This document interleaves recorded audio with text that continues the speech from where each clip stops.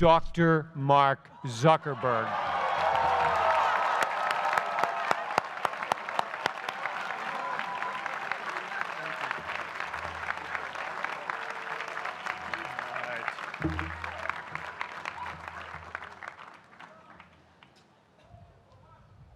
I love this place. Thank you all for coming out in the rain, the pouring rain. We're going to make this worth it for you. President Faust, Board of Overseers, faculty, friends, alumni, proud parents, members of the ad board, and graduates of the greatest university in the world,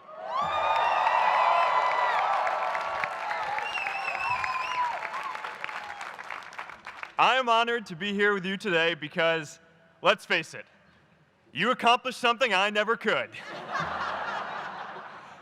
If I get through this speech today, it'll be the first time I actually finish something here at Harvard. Class of 2017, congratulations.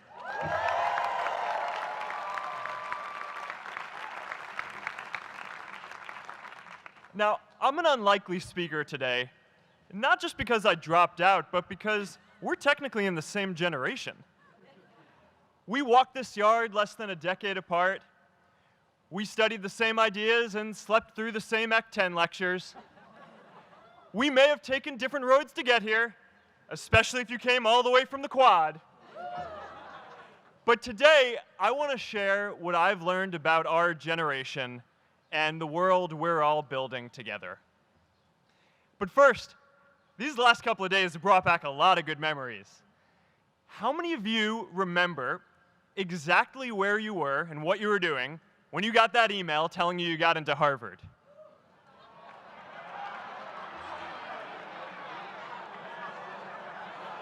I was playing the video game Civilization, and I ran downstairs and got my dad, and for some reason, his first reaction was to video me opening the email.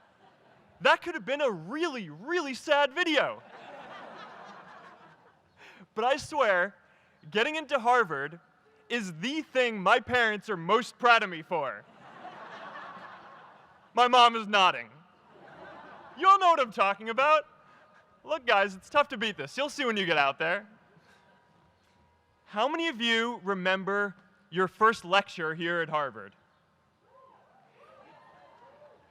Mine was Computer Science 121 with the incredible Harry Lewis.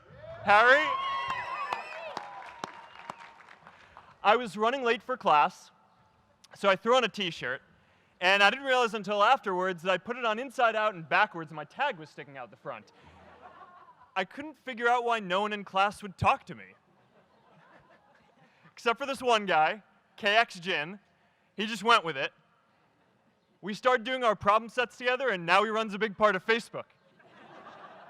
And that, class of 2017, is why you should be nice to people.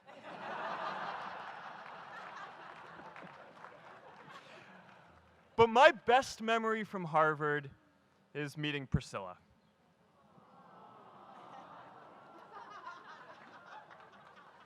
I had just launched this prank website, FaceMash,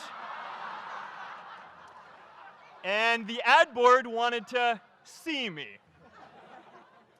Everyone thought I was going to get kicked out. My parents drove up here to help me pack my stuff. My friends threw me a going-away party. Who does that? As luck would have it, Priscilla was at that party with her friends, and we met in line for the bathroom in the Foho Bell Tower, and in what must be one of the all-time most romantic lines, I turned to her and said, "I'm getting kicked out in 3 days, so we need to go on a date quickly." Actually, any of you graduating today can use that line. I'm getting kicked out today. We need to go on a date fast. I didn't end up getting kicked out. I did that to myself. Priscilla and I started dating, and, you know, that movie made it seem like FaceMash was so important to starting Facebook. It wasn't. But without FaceMash, I never would have met Priscilla. And Priscilla's the most important person in my life. So you could still say it was the most important thing I built in my time here.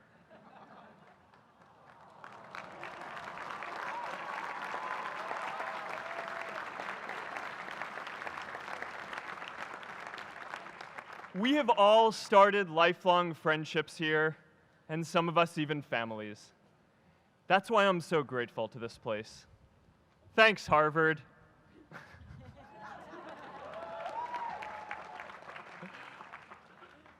Today, I want to talk about purpose. But I'm not here to give you the standard commencement about finding your purpose. We're millennials. We try to do that instinctively. Instead, I'm here to tell you that finding your purpose isn't enough. The challenge for our generation is to create a world where everyone has a sense of purpose. One of my favorite stories is when JFK went to go visit the NASA Space Center, and he saw a janitor holding a broom, and he asked him what he was doing, and the janitor replied, "Mr. President, I'm helping put a man on the moon."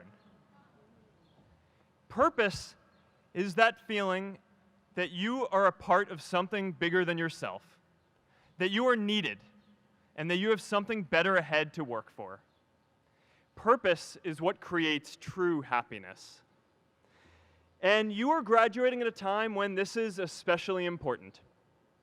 When our parents graduated, that sense of purpose reliably came from your job, your church, your community. But today, technology and automation are eliminating many jobs. Membership in a lot of communities has been declining, and a lot of people are feeling disconnected and depressed and are trying to fill a void in their lives. As I've traveled around, I've sat with children in juvenile detention and opioid addicts who've told me that maybe their lives would have turned out differently if they just had something to do, an after-school program or somewhere to go. I've met factory workers who know their old jobs aren't coming back and are just trying to find their path ahead. For our society to keep moving forward, we have a generational challenge to not only create new jobs, but create a renewed sense of purpose. I remember that night I launched Facebook from that little dorm in Kirkland House. I went to Noakes with my friend KX, and I remember telling him clearly that I was excited to help connect the Harvard community, but one day someone would connect the whole world. The thing is, it never even occurred to me that that someone might be us. We were just college kids. We didn't know anything about that. There were all these great big technology companies with all these resources, and I just assumed one of them would do it. But this idea was so clear to us that all people want to connect. So we just kept working on it, day after day after day. And I know that a lot of you are going to have your own stories just like this.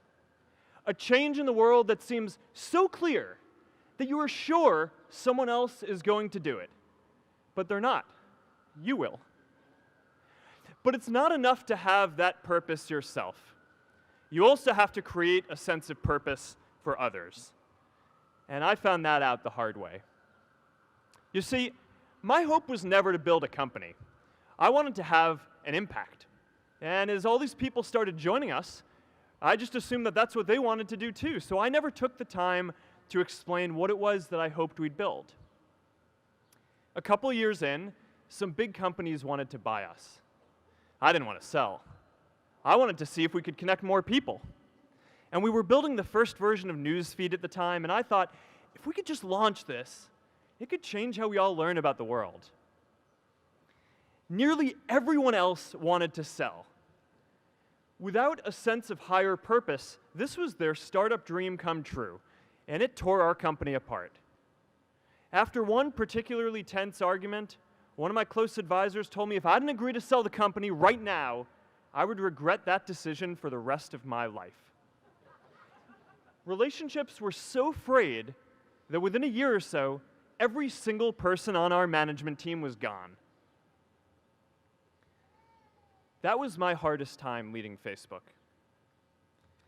I believed in what we were doing, but I felt alone. And worse, it was my fault. I wondered if I was just wrong, an imposter, a 22-year-old kid who had no idea how things actually worked. Now, years later, I understand that is how things work when there's no sense of higher purpose. So it's up to all of us to create it so we can all keep moving forward together. And today, I want to talk about 3 ways that we can create a world where everyone has a sense of purpose. By taking on big, meaningful projects together. By redefining equality so everyone has the freedom to pursue their purpose. And by building community all across the world. So first, let's take on big, meaningful projects. Our generation is going to have to deal with tens of millions of jobs replaced by automation like self-driving cars and trucks. But we have the potential to do so much more than that.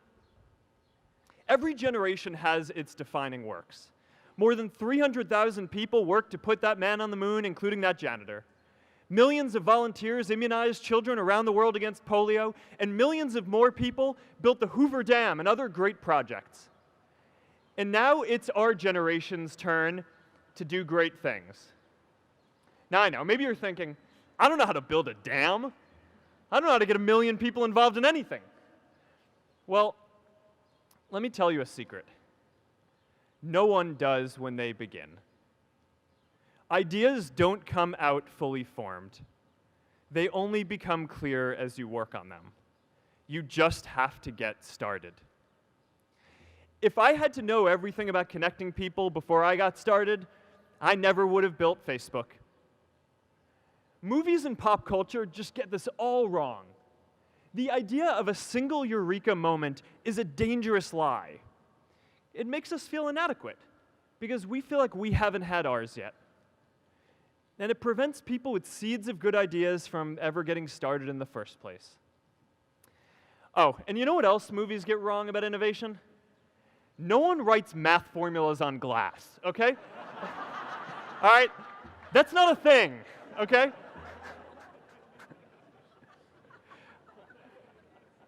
It's really good to be idealistic, but be prepared to be misunderstood. Anyone working on a big vision is going to get called crazy, even if you end up right. Anyone taking on a complex problem is going to get blamed for not fully understanding it, even though it's impossible to know everything up front. Anyone taking initiative will always get criticized for moving too fast because there's always someone who wants to slow you down. In our society, we often don't take on big things because we're so afraid of making mistakes that we ignore all the things wrong today if we do nothing. The reality is, anything we do today is going to have some issues in the future. But that can't stop us from getting started. So what are we waiting for?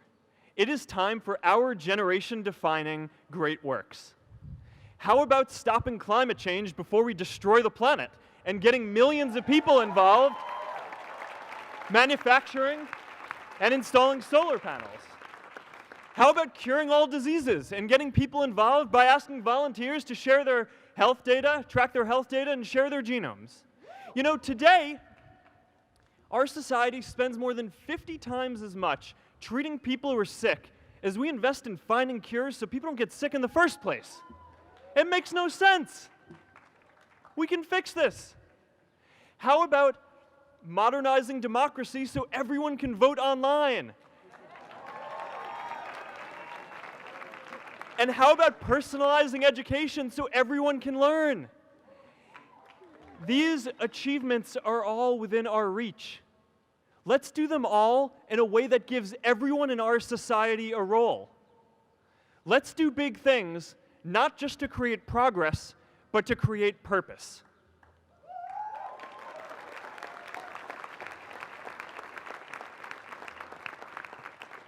So taking on big, meaningful projects together is the first thing we can do to create a world where everyone has a sense of purpose. The second is redefining our idea of equality so everyone has the freedom to pursue their purpose. Now, many of our parents had stable jobs throughout their careers, but in our generation, we're all a little entrepreneurial, whether we're starting our own projects or finding our role in another one. And, that's great, because our culture of entrepreneurship is how we create so much progress. An entrepreneurial culture thrives when it is easy to try lots of new ideas. Facebook wasn't the first thing I built. I also built chat systems and games, study tools and music players, and I'm not alone. J.K. Rowling got rejected 12 times before she finally wrote and published Harry Potter. Even Beyoncé had to make hundreds of songs to get Halo. The greatest successes come from having the freedom to fail. Now, today, we have a level of wealth inequality that hurts everyone. When you don't have the freedom to take your idea and turn it into a historic enterprise, we all lose. And right now, today, our society is way over-indexed on rewarding people when they're successful, and we don't do nearly enough to make sure that everyone can take lots of different shots. Now, let's face it. There is something wrong with our system when I can leave here and make billions of dollars in 10 years, while millions of students can't even afford to pay off their loans, let alone start a business.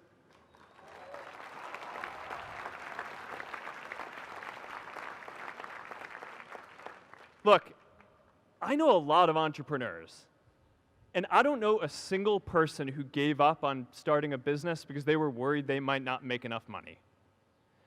But I know too many people who haven't had the chance to pursue their dreams because they didn't have a cushion to fall back on if they failed.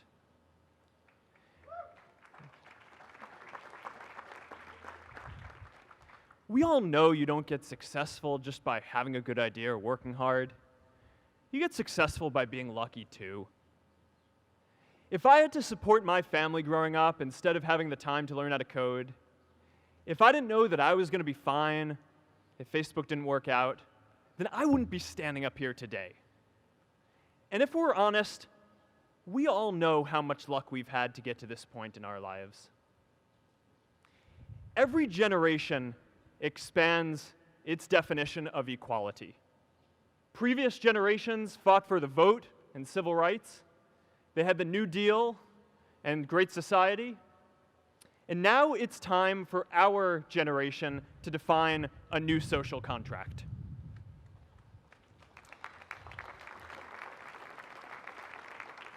We should have a society that measures progress not just by economic metrics like GDP, but by how many of us have a role we find meaningful.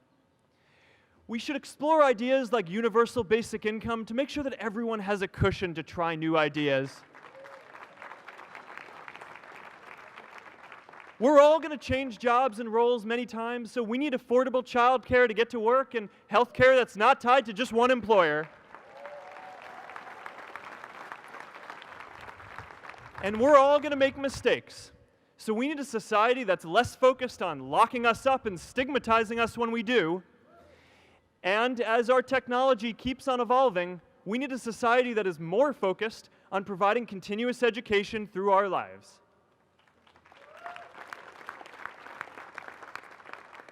And yes, giving everyone the freedom to pursue purpose isn't going to be free. People like me should pay for it. And a lot of you are going to do really well, and you should too.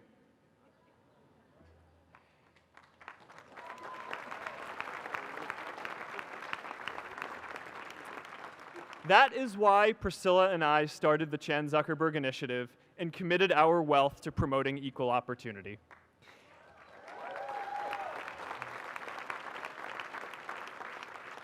These are the values of our whole generation. It was never a question of if we were going to do this. The only question was when. Millennials are already one of the most charitable generations in history. In just 1 year, more than 3 in 4 US millennials donated to charity, and more than 7 in 10 raised money for another one. But it's not just about giving money. You can also give time. And I promise you, if you just take an hour or two a week, that's all it takes to give someone a hand and help them reach their potential. Now, maybe you're thinking, that's a lot of time. I'm not sure if I have that much time. I used to think that. You know, when Priscilla graduated from Harvard, she became a teacher. And before she'd do education work with me, she told me that I needed to get my own experience teaching a class. At first, I complained. I said, you know, I'm kind of busy. I'm running this company. But she insisted.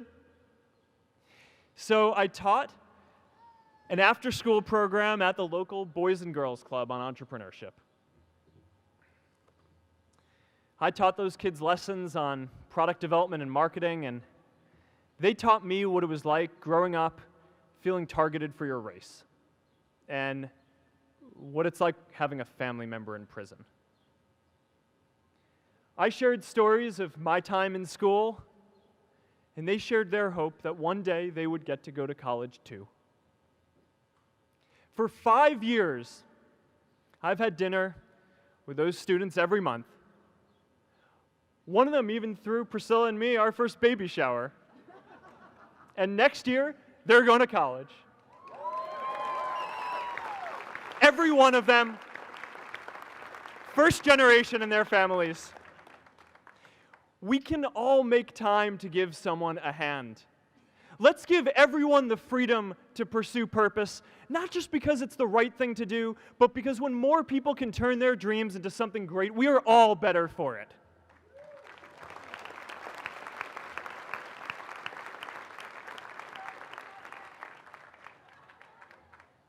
Purpose doesn't only come from work.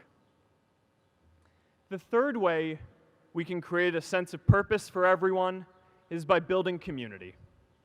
And in our generation, when we say purpose for everyone, we mean everyone in the world.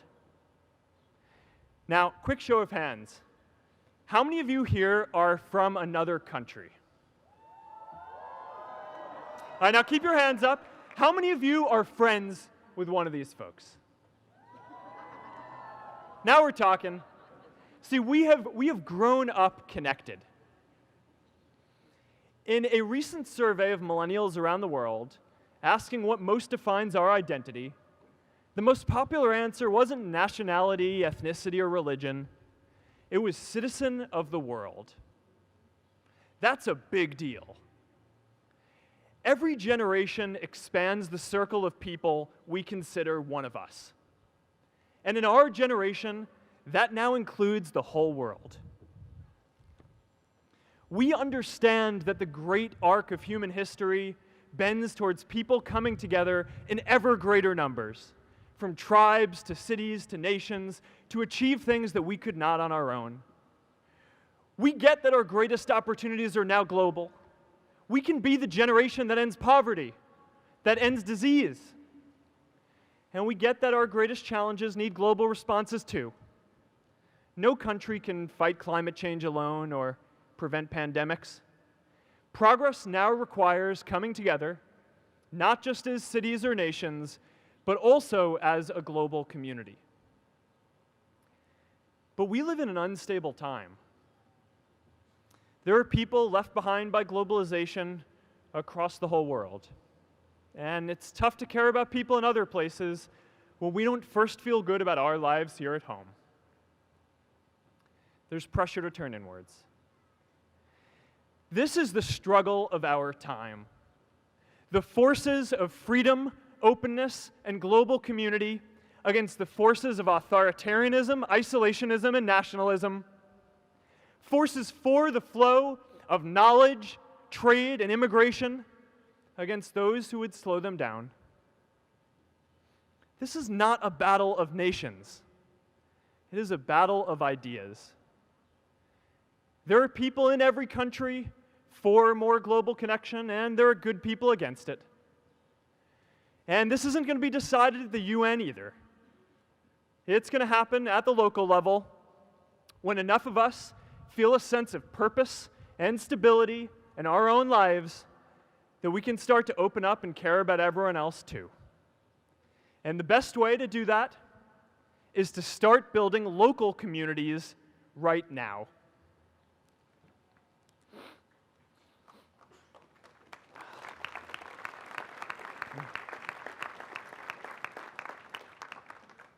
We all get a lot of meaning from our communities. Who here's from Elliott House? How about Lowell? I know you guys found community because you literally live right on top of each other. And Mather? I'll just leave that there. Whether our communities are houses or sports teams, churches or a cappella groups, they give us that sense that we are a part of something bigger, that we are not alone. They give us the strength to expand our horizons. And that's why it's so striking that over the past few decades, membership in all kinds of communities has declined by as much as 1/4. That's a lot of people who now need to find a sense of purpose somewhere else. But I know that we can rebuild these communities and start new ones because many of you already are. I met Agnes Segoye, who's graduating today. Agnes, where are you?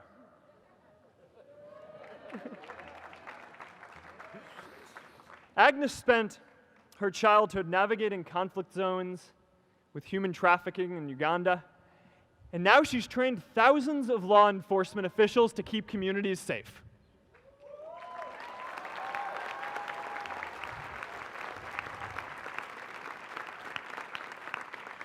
I met Kayla Oakley and Neha Jain, who are graduating today too. Stand up, guys.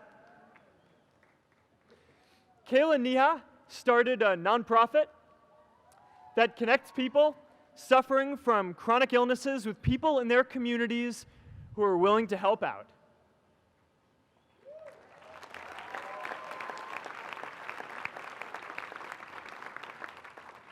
And I met David Razu Aznar, who's graduating from the Kennedy School today. David, stand up. David is a former city councilor who fought to make Mexico City the first Latin American city to pass marriage equality, even before San Francisco.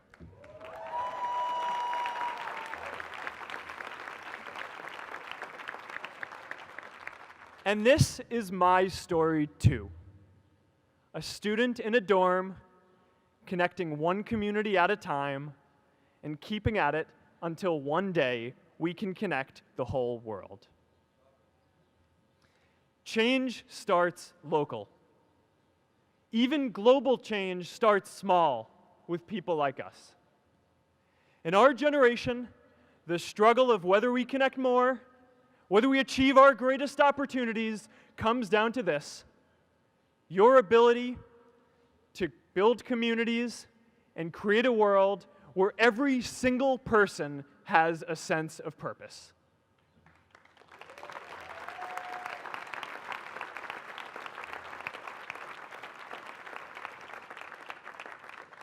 Class of 2017, you are graduating into a world that needs purpose. And it's up to you to create it.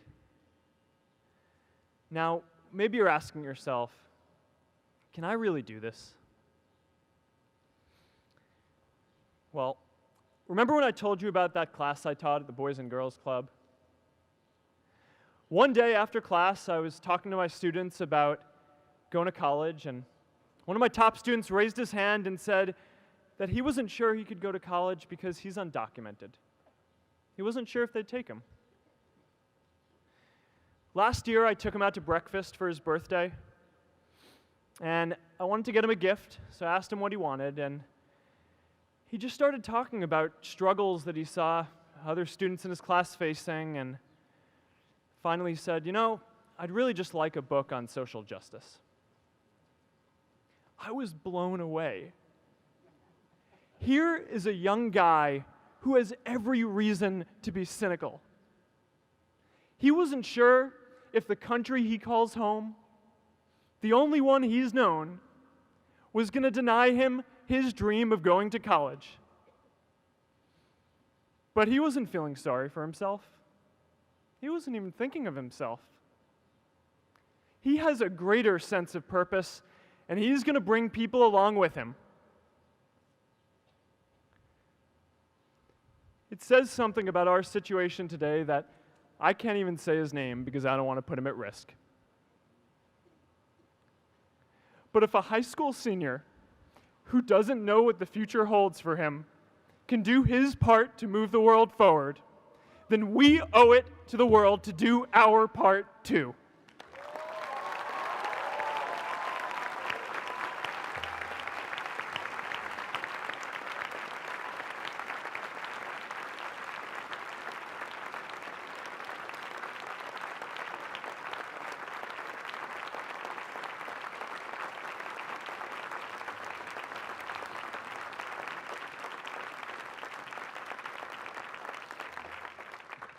So before you walk out those gates one last time, and as we sit here in front of Memorial Church, I'm reminded of a prayer, Misha Berach, that I say whenever I face a big challenge, that I sing to my daughter, thinking of her future when I tuck her in at night.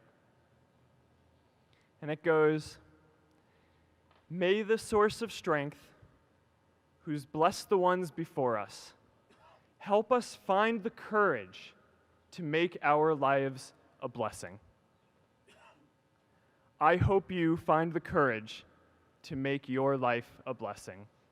Congratulations, class of 2017. Good luck out there.